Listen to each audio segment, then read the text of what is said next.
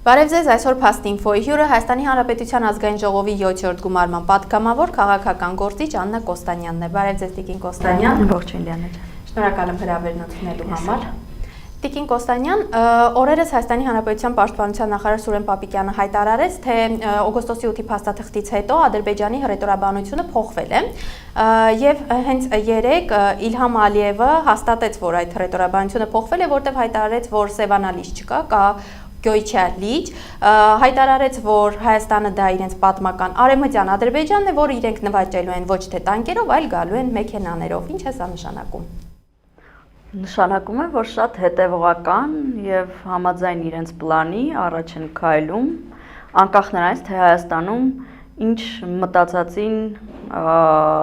միֆեր են ստեղծում հայ հասարակությանը խաբելու համար։ Այստեղ խնդիրը նրանում է, որ Հայաստանում ընդհանրապես եւ հասարակությունը, նաեւ քաղաքական գործիչները լծված են,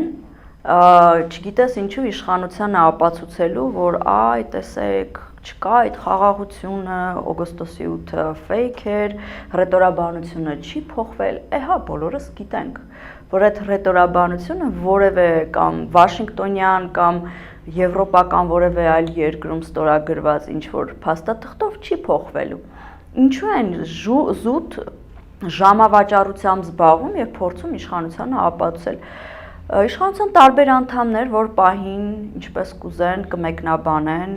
խաղաղությունը բերել են, խաղաղությունը հաստատված է, օգոստոսի 8-ի Վաշինգտոնյան փաստաթղթից հետո կարճ է, այդպիսի մեկը հանրային գործիչ ասել էր, այլևս չենք ցեղասպանվելու, մինչդեռ Ալիևը շատ համակարգային ձևով ցույց է տալիս, որ իրենք շատ հետևողական են։ Այս խոսույթը նոր չի ստեղծվել, Սևանալիչը Գյոյչա կամ չգիտեմ էլ ուրիշ ինչ անուններով են կոչում։ Պատերազմից անմիջապես հետո շատ արագ ձևով տեղեկատվական տեխնոլոգիաների միջոցով Google-ի քարտեզներում փոփոխություններ արվեցին եւ Հայաստանի տարբեր մասեր սկսեցին վերանվանել ադրբեջանական տարբեր անվանակոչումներով։ Ստեղծվեցին համայնքներ, Արևմտյան Ադրբեջանի խոսույթը տարածվեց։ Ինչ է սա ցույց տալիս այդ հետևողականությունը, որ հայ հասարակությանը սովորեցնում են նաև այս խոսույթին, այսինքն սա դառնում է մեր մեջ արդեն նորմա։ Մենք քննադատում ենք, տվայտվում ենք, զայրանում ենք ու անցնում ենք ամեն մեկս մեր գործերին։ Սա նշանակում է, որ դարձել է նորմա ադրբեջանական այդ խոսույթը։ Իսկ մեր իշխանության ընդհանրապես ոչ ռեակցիան, հակազդեցությունը,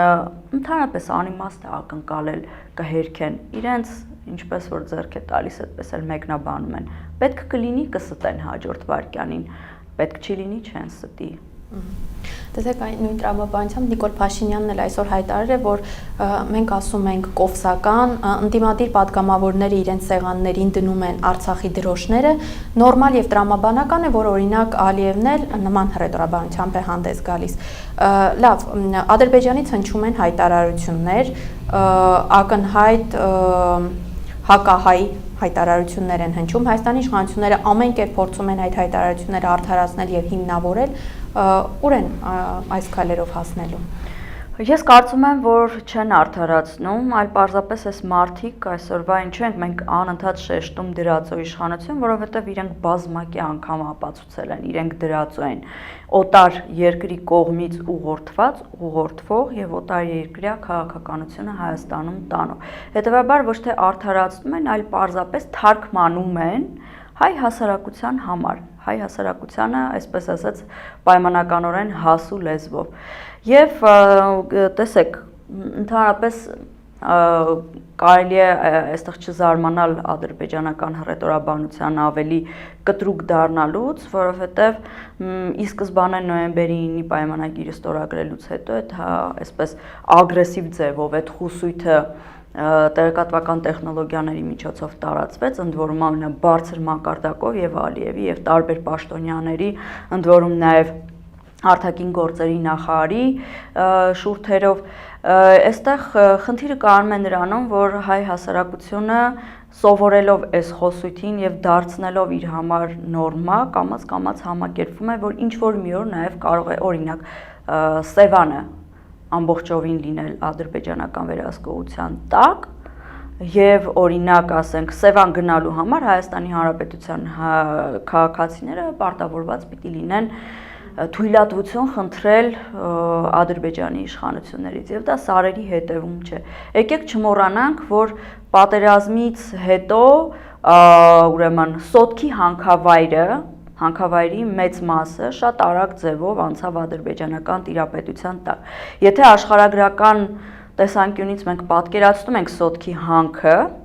եւ այդտեղ ռազմավարական մի շարք բարձունքներ, որ գրավել են Ադրբեջանի զինված ուժերի կողմից,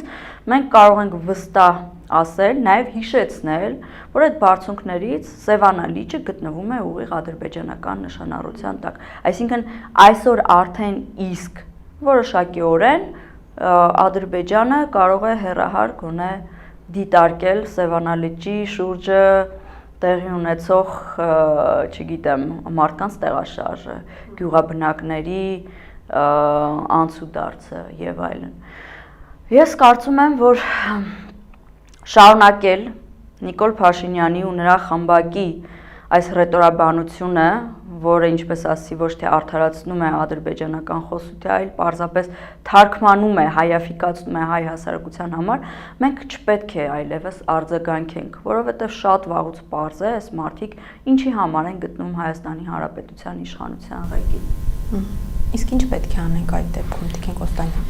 Ես կարծում եմ, որ Հայաստանում դեռևս գոյություն ունի, այսպես կոչված մտավորական մի շերտ, հանրային քաղաքական գործիչներ, այսինքն մտածող մարդիկ, ովքեր որ հաշ չեն այս իրականության հետ, եւ գործում են մի շարք տարբեր համայնքներ, լինեն մշակութային, հանրային քաղաքական, սոցիալական, ամենատարբեր տեսակի հանրային շերտավորումները կան, համայնքները կան, որոնք ունեն որոշակի առաջնորդություն, չէ՞ որ այդ համայնքները ձևավորվել են ինչ որ մեկի առաջնորդությամբ ու նախաձեռնությամբ։ Այս առաջնորդները, այսպես ասած, պայմանական, եթե հաշ չեն իրականության հետ, իրենք իսկ նախաձեռնողականություն պետք է ցուցաբերեն, ոչ թե նստեն եւ սպասեն կամ մեղադրեն, դժգոհեն, առավոտից երեկո բողոքեն, թե ինչի ընդդիմությունը որևէ քայլ չի անում։ Ընդդիմությունը անում է այնքանով, որքանով անում է, կամ չի անում, որովհետեւ չի կարողանում անել։ Ձախողել է եւ չունի հանրային լայն աջակցություն, կան ուղղակի տարբեր ինչ-որ շրջանակներ, առաջին նախագահի, երկրորդ, երրորդ, նոր ձևավորվող ընդդիմադիր ուժեր, իրենք ունեն իրենց, այսպես ասենք, շրջանակը եւ հանրային ինչ-որ շերտ, որ աջակցում է այս միավորներին եւ դրանից դուրս հանրային աջակցություն պլյուս-մինուս չեմ պատկերացնում, որ կունենան։ Հետևաբար տարբեր համայնքներ, եթե չեն վախենում իրենց ընդդիմադիր հայացքները արտահայտել, չեն վախենում, որ կարող է ինչ-որ պահի նաև իրենք ենթարկվեն քաղաքական հետապնդման, ինչպես որ դա լինում է օրինակ հոգևորականների պարագայում կան մի շարք քաղաքացիների, ովքեր որ ցույցերի են դուրս գալիս իրենց ըմբոստությունը, դժգոհությունը արտահայտելու եւ ձերբակալվում են կամ գտնվում են երկարատև կալանքի տակ, նրանք էլ պետք է չվախենան եւ նախաձեռնողականություն ցուցաբերեն։ Այսօր մենք այնպիսի իրավիճակում ենք, երբեմն համեմատում են օրինակ 100 տարի առաջվա հետ, Սարդարապատ, չգիտեմ, առաջին հանրապետության ստեղծում, կործանում, տարբեր ճակատամարտեր, Գարեգին Նժդե, Անդրանիկ, նստում են, լացում են, ինչու չունենք Անդրանիկ եւ Նժդե։ Անդրանիկը եւ Նժդեը մեզանից յուրաքանչյուրն է։ Եթե ինքը մտածում է, որ ուզում է Հայաստանի Հանրապետություն գոյություն ունենալ եւ ուզում է, որպեսզի Արցախը նորից դառնա հայկական։ Չկան անդրանիկներ այդպես ինչ որ մի պահարանում, ինչ որ սենյակում փակված։ Մեզ այն յուրաքանչյուրը անդրանիկ եւ Նժդե է։ Եթե մենք ունենք այդ հավատամքը, եթե մենք ուզում ենք լինել հայ, մնալ հայ, ունենալ Հայաստանի Հանրապետություն եւ չզրկվել հայկական լեռնաշխարհի ու այս մի փոքր տարածքից, ել չեմ խոսում ավելի հեռահար նպատակների մասին, ապա ամեն մեկ իր տեղում պետք է սկսի գործել։ Դժգոհելով սոցիալական ցանցերում դա հիանալի տեխնոլոգիա է, որի միջոցով բոլորիս կառավարում են, դեմոտիվացնում, դարձնում անպիտան իր եւ հետնաբեմում լուծում իրենց հարցերը։ Տիկին Կոստանյան, իսկ այս պարագայում օրինակ հայ առաքելական եկեղեցին եւ վեհապարը հանրային լայն աջակցություն ունեն թե ոչ, որովհետեւ Նիկոլ Փաշինյանը տևական ժամանակ է եկեղեցու եւ հոգեվոր այրերի դեմ արշավ է սկսել եւ ցավալիորեն կարծեք թե կարողանում է քայլ առ քայլ հասնել իր նպատակներին։ Դե տեսեք, մենք միշտ տեսնում ենք մեդալի միայն մի կողմը, ես կարող եմ իմ փոքր օրինակով ասել, որ հայ ժողովրդի կողմից բավականին լայն աջակցություն ունի հայ առաքելական եկեղեցին հանձին իր առաջնորդի, այսպես ասենք։ Ընդամենը մեկ կիրակի բավարար է, որպեսզի Երևանի մի քանի եկեղեցիներում գնաս պատարակի ու տեսնես այդ հոծ բազմությունը, որ դուրս է գալիս։ Անկեղծ եմ ձեզ ասում, ես երբևէ այդքան արթնություն հայկական եկեղեցիներում չեմ տեսել։ Էլ չեմ խոսում մարզերի մասին, որովհետև մարզերում ենթագիտակցաբար, թե, չգիտեմ, ավանդույթի բերումով հոգևոր այդ արթնությունը ավելի ընդգծված ու ավելի ուժեղ է արտահայտված։ Եվ միայն Երևանում, եթե տեսնում ենք այդ կարգի մարդկանց անհանգստությունը եկեղեցիներում, ընդ որում տղամարդկանց, ես ընդամենը 2 կիրակի առաջ, եթե չեմ սխալվում, հենց Հովանավանքի այդ այսպես կոչված դեպքերի կեղծ պատարակի օրը Առնջի եկեղեցում է Սուրբ Հովհաննես գտնվում։ Տղամարդիկ, ովքեր որ շարականներ են երգում, աղոթում են, արտաքինից նայում ես, երբեք չես ասի, որ այդ մարդը գուցե հոգևոր խոսքի պահանջ ունի, բայց արի ու տես, որ այդպես է։ Եվ սա ընդամենը 1-2 դեպք Երևանի տարբեր մասերում։ Կարծում եմ պարզապես այդ առաջնորդությունը այս պահին առայժմ չի, այսինքն չի ընդգծվում, չի զգացվում, որ աջակցություն ունի, որովհետև հակառակ օրակարգը թվային տեխնոլոգիաների միջոցով շատ ավելի ագրեսիվ ձևով է աշխատում, քան այն, ինչը որ կարող է անել օրինակ հայ առաքելական եկեղեցու տեղեկատվական խումբը, որ աշխատում է տեխնոլոգիաների միջոցով։ Բայց կարծում եմ դեպքերը ավելի են զարգանալու, հնարավոր է չի բացառվում նաև կաթողիկոսին ձերբակալության տանելու դրվագներ լինեն։ Այս մասով համենայն դեպս հույս ունեմ, գոնե մեր հասարակությունը անարձագանք չի թողնի, որովհետև բոլորը շատ լավ հասկանում ենք, սա մեկ անձի հանդեպ կամ մի քանի հոգևորականների հանդեպ տարվող արշավ չէ։ Այս արշավը կազմաքանդող հայ առաքելական եկեղեցին հիմնովին սասանելու նպատակ ունի, որովհետև հասկանում են, որ սա այն միակ հանգրվանն է մնացել, որ կարող է հայկական ինքնությունը եւ հային պահել ամուր իր հողի վրա։ Եթե այս ամենակարևոր իմ կարծիքով արդեն այս պահին բաղադրիչը, այսպես եթե պայմանական ասեն, կարողացան քանդել, չեմ պատկերացնում այլևս Հայաստանի Հանրապետություն այնպիսին, ինչպիսին, որ մենք ուզում ենք կամ մենք պատկերացրել ենք եւ ուզում ենք պատկերացնել, որ կլինի։ Կլինի ինչ որ սովորական մի տարածք, գուցե էլի Հայաստանի Հանրապետություն անվամբ, բայց ոչ այն արժեքներով, որը որ դարեր ի վեր հայը փորձել է փոխանցել հաջորդ սերունդներին։ Տիկին Կոստանյան, տեսեք արդեն երկրորդ կիրակին էր, որ Նիկոլ Փաշինյանի նախաձեռնությամբ արդեն կարգալույծ եւ բռնազավթված Հովանավանքում կարգալույծ եղած նախկին քահանան Ստեփան Ասատրյանը սրբապիղծ պատարակ է մատուցել։ Նախորդ կիրակի արդեն տեսանք, որ ինչպես իրենք էին խոստանում եւ հայտարարում, թե 10,000 մարդ կհավաքվի այդ հոծ բազմության փոխարեն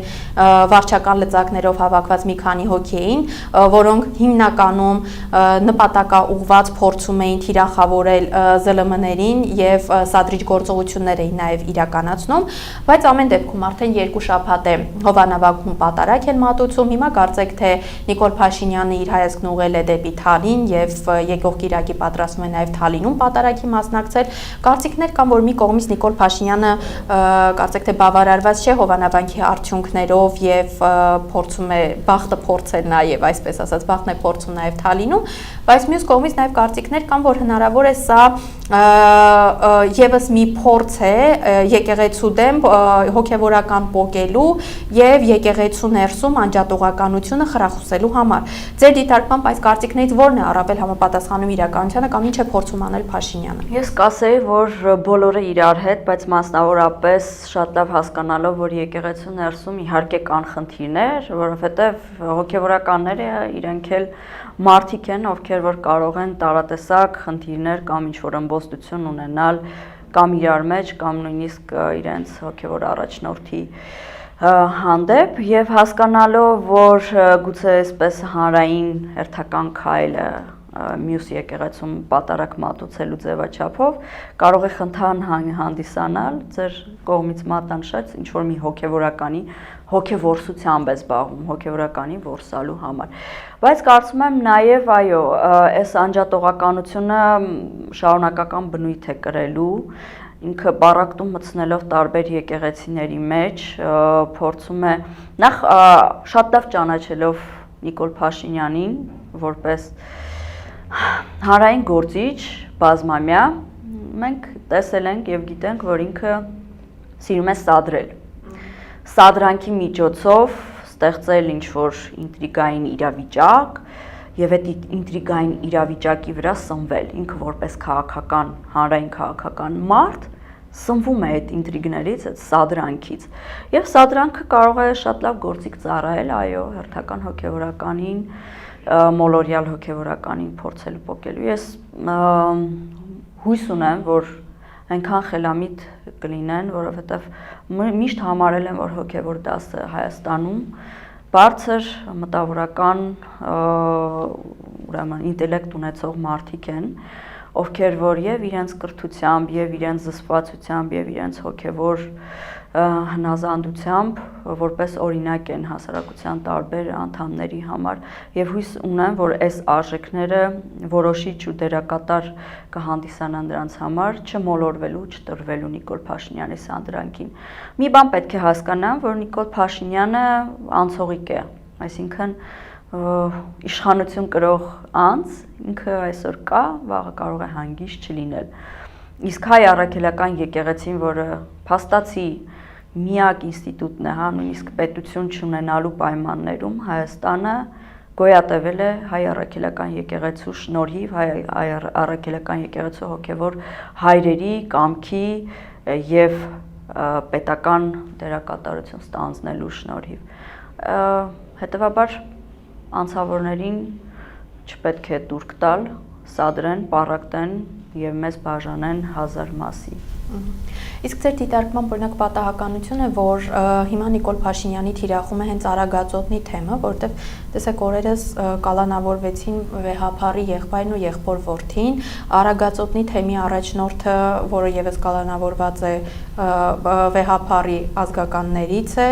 եւ արդեն իշխանական շրջանակները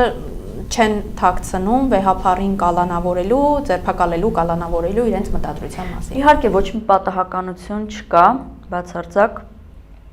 հատկապես որ Արագածոտնի թեմի առաջնորդն է, հա, առաջին, այսպես ասենք,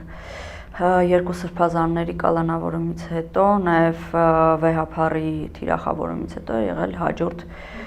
թիրախը, հատկապես նաև որ ազգակցական կապեր կան, այսինքն ըստ երևույթին ունեն տարատեսակ ուրեմն ազգային անվտանգության ծառայությունների, հատուկ ծառայությունների կողմից հավաքված տեղեկատվություններ եւ այդ տեղեկատվության հիման վրա բնականաբար ստեղծում են օրակարգ հաջորդ թիրախը նպատականշելու եւ այդ թիրախի հետևից գնալու, իհարկե պատահականություն չկա, բայց մյուս կողմից գիտեք ինձ համար տեսեք ազգային անվտանգության ծառայությունները այդպիսի միֆ կա, որ այնտեղ շարունակում են ծառայել շատ ազգանվեր, պետությանը նվիրյալ անձինք, ովքեր որ պետության հիմքում են կանգնած։ Ես այդ մարդկանց կուզեի պարզապես մի հարց ուղղել։ Ինչ է իրենց ներկայացնում Նիկոլ Փաշինյանը, որ այդ շատ նվիրյալ ազգային անվտանգության ծառայության աշխատակից հանդիսացող, հատկապես նրանք, ովքեր որ բազմամյա փորձ ունեն, ինչ է իրանից ներկայացնում այդ մեկ անձը, որ կարողանում է այդ բոլոր ճակերտավոր հզորներին մանիպուլացնել եւ իր ձեռքի մեջ պահել։ Ինչ շատ հետաքրքիր այս հարցի պատասխանը չեմ գտնում։ Եվ արդյոք իրենք պատրաստ են մինչև վերջ գնալ, կեղտոտ տեղեկատվություն հավաքելով, հոգևոր դասի նկատմամբ ներխուժելով նրանց անձնական դաշտ, խախտելով անձնական կյանքի իրավունքը, խախտելով մի շարք օրենքներ, սահմանադրորեն Հայաստանի Հանրապետության քաղաքացուն վերապահված մի շարք օրենքներ, արդյոք չեն կարծում, որ ինչ-որ մի օր նաև նրանք են պատասխան տալու սրա համար, որովհետև հենց իրենց ձեռամբ են այդ օրենքները խախտվում եւ այդ խախտված օրենքների միջոցով ոտնահարելով այդ օրենքները մարդկանց բերման ենթարկում, ձերբակալում եւ անօրինական ձևով պահում։ Տեսեք, որպես ձեր խոսքի շարունակություն, այո, շատ է հարց բարձրացվում, թե ինչու են իրավապահները լռում, անգամ Ստեփան Ասատրյանի դեմ հաղորդում կա, որ նա Հովանավանքի փականները փոխել է եւ մյուս հոգեվորականներին թույլ չի տալիս իրենց հոգեվոր ծառայությունը մատուցելու եւ իրավապահները լռում են։ Եվ որպես շարունակություն, այսպես կարծիքներ կան, որ իրավապահները պարզապես ժողովրդական լեզվով ասած թաթախված են նույն կեղտի մեջ Նիկոլ Փաշինյանի հետ միասին եւ ինչպես օրերս նախկին գլխավոր դատախազ Արթուր Դավթյանը հայտարարեց, ասում է, որ իշխանության ժամանակ օրինակ ոչ մի անօրինական գործողություններ չեն եղել, այսինքն ստացվում է, որ դատարանների մուտքերը արգելափակելը նորմալ է եղել, Շուրնուխի եւ Որոտանի կեսը թշնամուն հանձնելը նորմալ է եղել, մարդկանց դեմ քրեական գործեր հարուցելը նորմալ է եղել։ Ստացվում է, որ Նիկոլ Փաշինյանը փորձում է իրավապահներին